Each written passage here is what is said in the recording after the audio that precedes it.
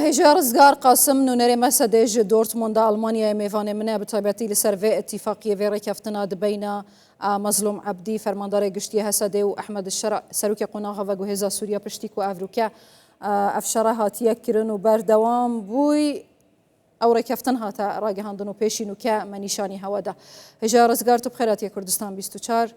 وكي مسدي هون فيري كفتنة شوا دبينن آیا افریقا کفتنا شونگری رکفتنا دهی آداریا پارساله چجوداهیا وری کفتنه دیگر رکفتنا بری هیا هون چاود بینن ایوار باش براسی کویای روش فرهاد بوهرتن جبر افری کفتن تیوی واتی از خوازم بری کی آماجی بکی بکیم جبر هین جنرال مظلوم و شرع الهفرونه نشتنه سبیوی الهفرونین بله امزانه نوی سبیرونه افری کفتن هاتیه بگومان وشونا آده آبداری بگر وسا تی دیار کرن جبر اوی دستلات داریا و گوهیج جده آداری حتی انا قند دابر ویری کفتنا هان امرکی يعني امرك واقع اكيد پیدا کرن بوان ایریشی خو بتنسيق كامل بتركيا وخياي سياسة ناب دولتي امريكا جي كواليسيون ناب دولتي جي هاتي غوارتن ازكارم بيبيش يعني تدبيجي افري كفتنا افروكا هاتيا بلاف كرن شون غري كفتنا دهي ادارا بار ساله چو جدا هي فيري كفتنه دگر يا بري هي اگر وخوند با اگر جينا جهره بش نا ما خوندي لجدابونك مازن هي لي تاني إشارة بوي أكيد بد فيري كفتني ده هك منطقي روجافاي كردستاني كردي تايبت منديك وهبه هك هيزي أسايش ج خلقي ويدا فريبن لي وكيده مركزيات دا السلادارية تي تثبيت كرن بقشتي يعني أسكارم في بيجم جويري كفتني أسكارم في بخوينم هك دا السلادارية آنا فندي تي تثبيت كرن هندري فيري كفتني ده تشتي هم أنا حتى سبجي جنرال وشرع حفدو ببينن او ایریشی هوانه عشائر و پیشگرتیاوی ناف خودی گرابی ارتشا سوریت که او بچکی بی سکراندن حتی سبا بیوی يعني قرار داوي وتثبيت ببن باشا دهيتا چه معناه قوا أحمد الشرع دبيجيتن سوريا مركزية حتى أنها هواديد بتايبتي أو كونفرانسا قامش لي جلك تأكيد لنمركزية تكر لبو سوريا دهيتا چه معناه دگر مگر ما شر دا أحمد الشرع دبيجيت سوريا مركزية دس حالاتا مال تمام نافچيان چه دبا دا مزراوي خوفت گرينن أم كمباد باريزن أو رجيفت گران يعني أفا نوعا ما وكت تهديدك ناي ديتن يعني جي مرجن گران ابنا جارايكي دبيجيش قابي هاتني بس حتى او ركفتنا دهي افداري جي وقت مذكرن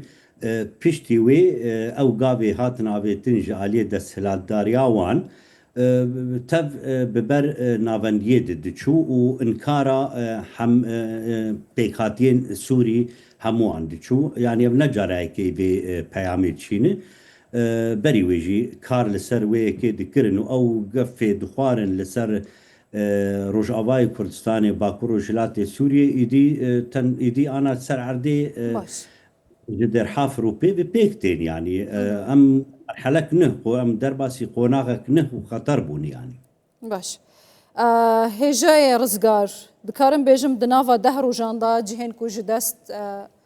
ريفا بريا خسر وكا آسايشا روجافا وهسد دركتنا أفانا شيخ مقصود وأشرفية دير حافر ومسكنة بيدا ورا أفروكا تبقى ودير زور هيرشنجران حتى فيدا ما امتدا لسر رقاية وشري كولان بكولان للرقاية هي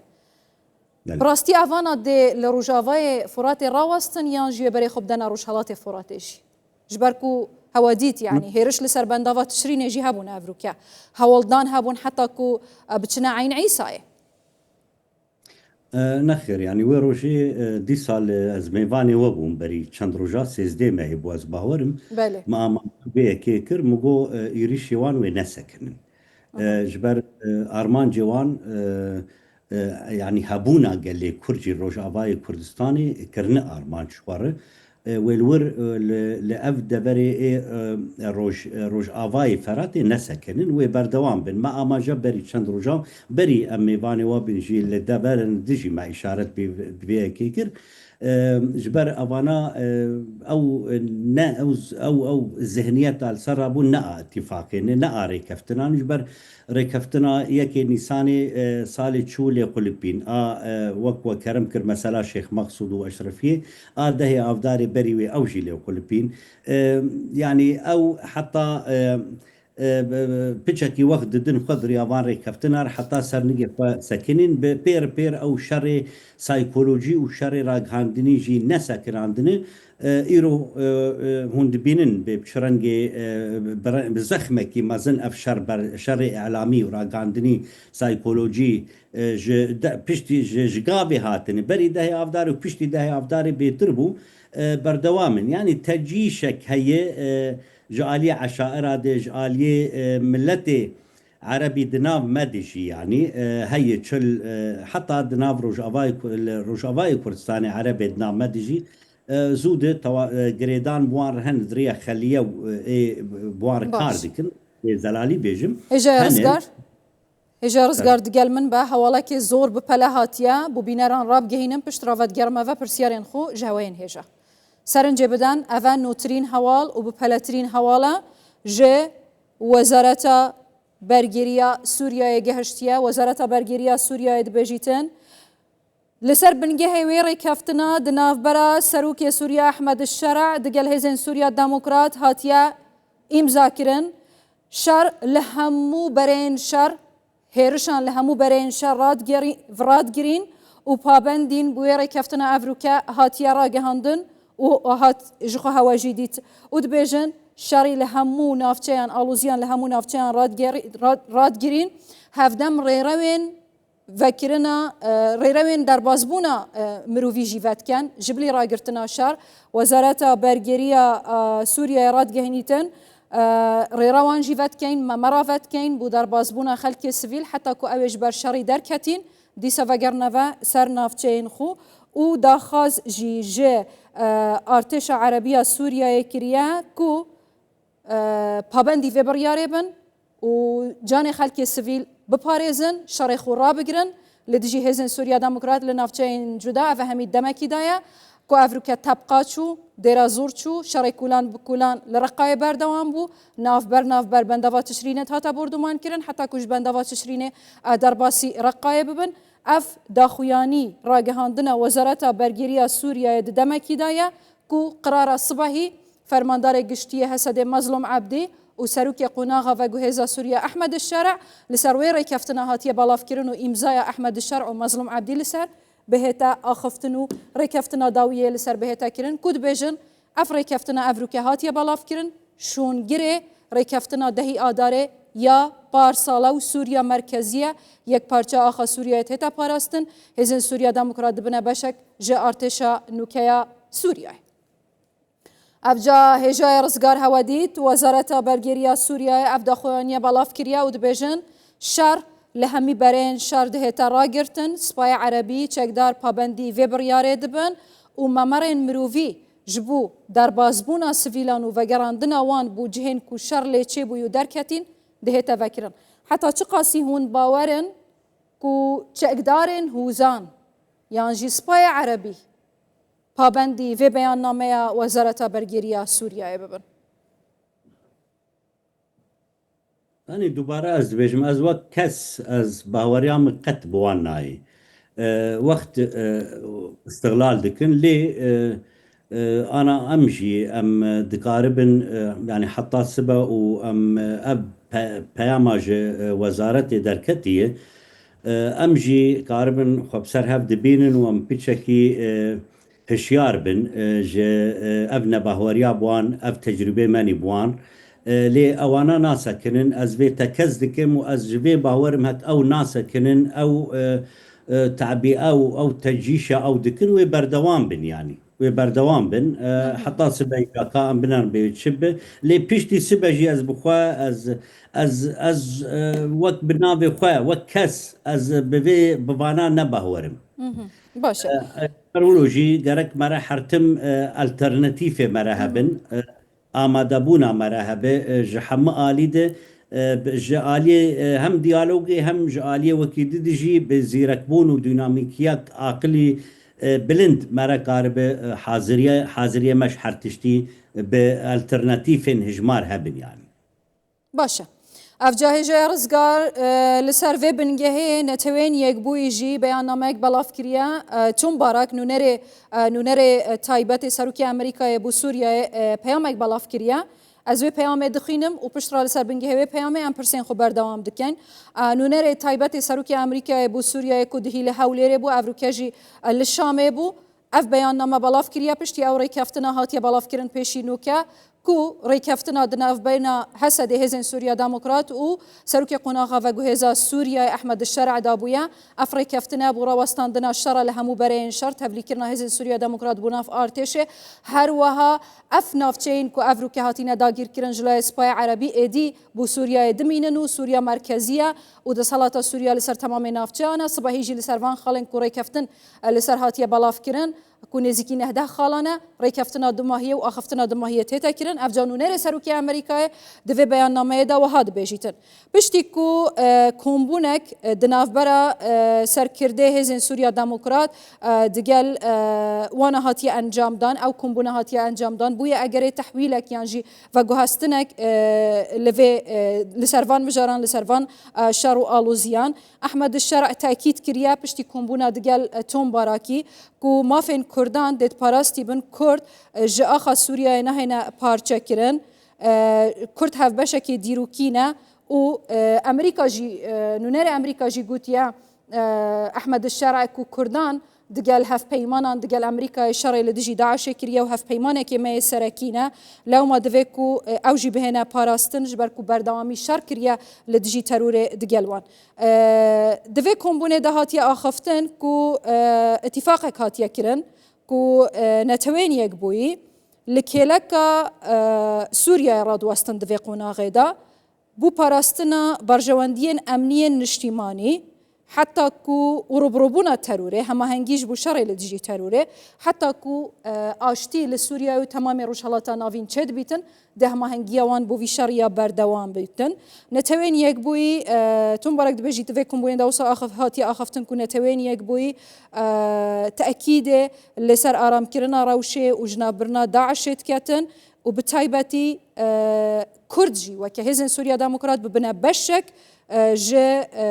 ارتشا نوكا يا سوريا هي يعني هزك هفجرتي يا شامل يا سرتاسري چه ببيتن تاكيد لويكي كريا جبلي ويكي تاكيد لباراستنا برجواندين همو بيكاتيان لوي ولاتي هاتيا كرن د كومبونا احمد الشرع و هنارتي تايبتي سروكي امريكا بو سوريا توم بارك او جا اخفتنا توم بارك بكرتي مختصري هوا قولي بو افيا كودي ساوجي تاكيدت كاتن لسر ويكي كودفتن هزن سوريا ديمقراط ببنا بشك جا ارتشا نوكايا سورياي ودفتن مافين كردان جي لسوريا بهنا باراستن جبر كردان هسده شركريا جبو جنابرنا تروري دقال هزن هف بيمانان دقال كواليسيوني هجا رزقار تو بياما توم بارك تشاو دبيني يعني لقوري من خاندي از قلزبونه که تعداد بینم هون چه بینن؟ يعني توم براك براسي برا مرة زلال برولك بر نباش وك نونري سروكي أمريكا جبو برسجريكا سوريا وتايبت بتيكلداري مسألة اتفاقية آداري وركفتنا آداري بو تصريحات وبيامن جدا جدا جاريت شاندن رولك پر نباش بخوراني لی از باورم يعني ديسا جي از دبيجم سبي و او اتفاقي باش زلال ببه بداوي ببه تایبەتمەندی تشتێ ژمار مهم ئیرۆ تایبەتمەندی ڕۆژئاوای کوردستانی هەندڕێ دەوڵەتا سووری دە چێ ببێ ناوچەیەن منتیقین کوردی ئەو بخوا کاربن ئەسایشێ هەندڕین پاراستی بن و هێزا سووریا دموکرات نەوەک ادعاء ئەو دکن ینی بێنکادە وەکالەتە ئەوانجی گرێدای ئەخباری گرێدای سلتاوە گوهێز ئەوێژی تشن بەلافکردبوون بەروواژی اتفاقیە ئەبێ ئانا هاتنە ئیرۆ بەلافکردن بەروواژی بوو هەن خاڵ زێدە بوون دانی بوون وەک هێزا سووریا دیموکرات تەکاتەک وێ تەبلی ببن پەیاما بەڕاک بوو ساتێ دیارکردن دیسات ڕەنگێک ژێ تێن و ئسرارێک ئەس باوەرم ئسرارێک جەنەرال مەزلومژی و هێزێ قەسەجی وێ هەبێ وەک هێزێک بە یەک کوتلەوێ دەرباس ببن گەرەک ئسرار لەسەر وێ هەبیان باشە هێژای ڕزگار تشتێکی ئەڤروکە بڕاستیژی دلێ من بخۆ گەلێکی ئێشاند خیانەتە ڤان چەکدارên hûzên Ereba bûn ku di nav Hesedê de xyanət kirin û berêçekê xwe da şervanên Kurd berêçekê xwe da Kurdan li navçeyên cuda ev çekdarên hûzên Ereb ew çekdare bûn ku pêşîn û ke çendîn caran Mazlûm Ebdî weke fermandarê giştî hêzên çekdarên fermandarê giştî Hesedê yani iftîxar dikir bi van çekdarên van hûzan لێ ئەڤروکە دگەل گەهشتنا سپای عەرەبی ڤان چەکداران بێکود و بەرێچەکێن خودانە کوردان بەرێچەکێن خودانە شەروانên Hesedê یعنی ئەڤا di navxwe de ev xyaneta di hundir da çêbûyî sedem çi bû gelo ev digerîna min de ev ne ez bixwe berê jî me gelek nîqaş dikirin ez ji wan kesê me amaje vêyekê dikir حتى بهبالي مني رايداري عسكري وسياسي جي يعني جمر نقلكي او تشتكي مفاجئ يعني حد نتني او ايرو مثلا او بيام او فيديو دركتنا سروكي هبش حزب سوريا المستقبل مهباش نامكو يعني ئەڤایە متەوەقع بوو و بەرێژی متەوەقع بوو ژبەر بەیەکی ئەس باوەرم لێڤەگەڕینەکیانژی ئەم لە خۆڤەگەڕن وێ گەلکی باش بێ باشە وەرەو پچکی دەرنگژی لێ دیساژی مەرەل خۆڤەگەر باشە ژبەر ئەوانە ئەس بڕاستی ئەس بێ گوتنی بێژم بەلکی نەبدلێ هنکابێ لێ ji dîrokê heta bigir roja îrojî û ev çend salê dawî kî hat mantiqê û ew erebana pêre bûn yanî mebde tune sewabit ne sewabit ne munteleqat tunene em gerek gaznê ji wan nekin ji xwe dilêj ev ê van çekdarên henê baş agedarî demografiya navçeyê ne dizanin li kî ve çi heye çinîne dizanin çekê di destê Hesedê da çi çekeke lewma jî ev e dibîte karîgeriyeke mezin eger hat û ev şerê heneyê berdewam bîtin xudêneke bila serê Kurdên me parastî bîtin hêja Rizgar Qasim nûnerê Mesedê ji Almanyayê